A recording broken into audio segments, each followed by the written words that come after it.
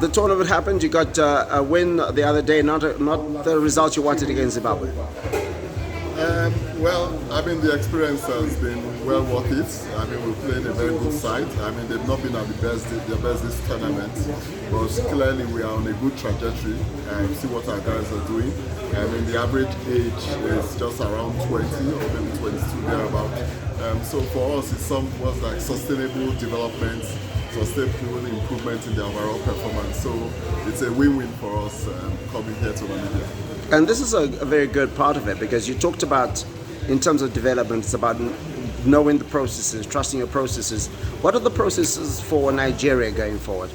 I mean, very early on, we identified that we had to just do things structurally, identify a good pathway.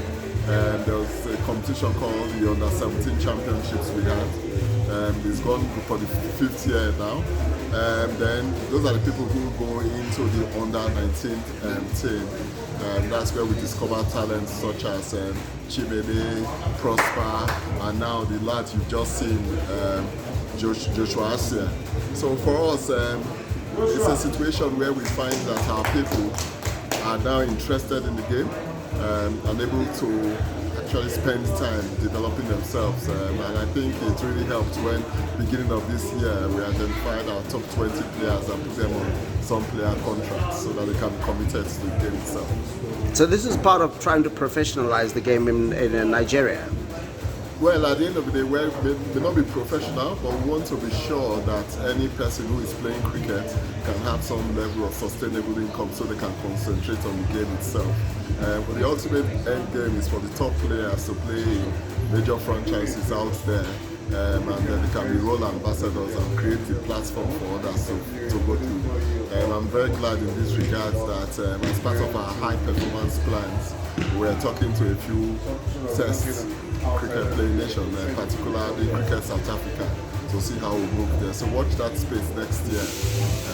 2024 is going to be significant movements where you see some of all the things of the past 4-5 years playing out. And then you spent some time in Zimbabwe in preparation for this tournament. How did that help? Yeah, thanks again to Zimbabwe. Zimbabwe has always been a good ground for us, particularly the Rhinos team in Cape, and you know, that's the good thing about cricket, where you have supposedly competitors able to welcome you and create better facilities to create this platform. And I think probably the 5-match series which we won 3-2 there gave the team some level of confidence. As we would have, our preparation was mad this year because twice we tried to play the Africa, the ACA Cup, and unfortunately logistics and other arrangements those did not come through, so we had to be reshuffling and doing other things. Hopefully next year, just as I said, watch that space. Zimbabwe has always been good to us. We will continue to do that. Hopefully when it comes to player placements, it's something we look for, taking part in the Zimbabwe different leagues.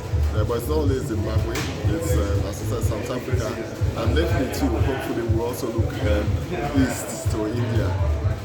And where does cricket rank in terms of popularity in Nigeria? Well, okay. Well, we have an ambition to be one of the top 3 sports in Nigeria. Football is there in terms of population and in popularity.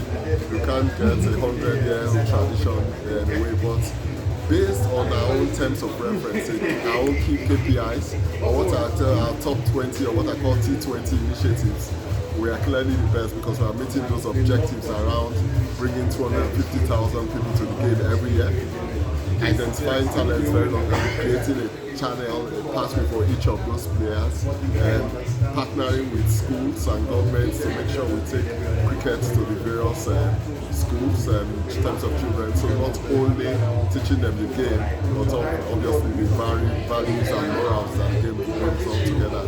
Then of course in terms of our partnerships, governance structure, I want to say we are number 1, but clearly my catchphrase has always been we are the best organized sports in the country. And finally, what do you think your boys would have learned from this particular tournament, and also the administration? Everybody's just been a good learning experience.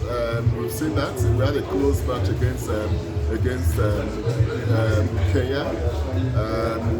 Against Uganda, clearly they've had enough experience, and you had one or two individuals who changed the game. Today, of course, we have a star player who plays in the IPL. So these guys are really excited, but at the end of the day, they were not starstruck. They dug in there. So I think they've learned, and Coach Steve, the head coach Steve Tikolo would have seen a lot to work with. But then for me, I'm just really excited that the 4-year development plan that we set, we are well on course in meeting those key milestones. So exciting times ahead for us. I'm going to meet with the technical committee, find out what has happened now, but more importantly, design plans for the teams, the various teams overall, and each individual as we go towards to 2024 and beyond.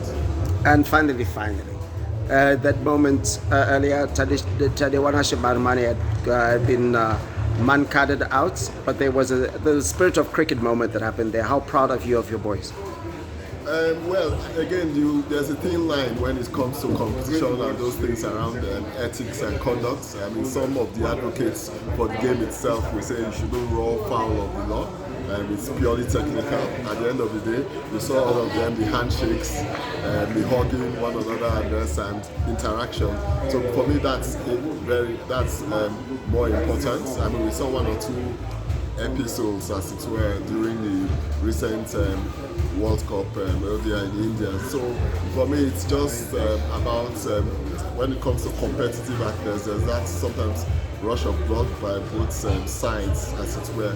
But I think the overall thing we want to do is continue to prove the ethics of the game around integrity, teamwork, collaboration, respect, and of course those values of care for one another, and we move on from there.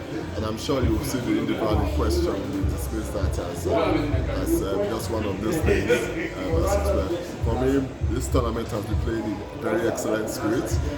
Before I came in on the only game that was rained out, watching and seeing the Rwanda team playing under the nets, under the tents or canopies with the Nigerian teams having batting practice there preparing for match. That was really, really exciting, and that's the true spirit of African cricket. All the best. Thank you very much. Cheers.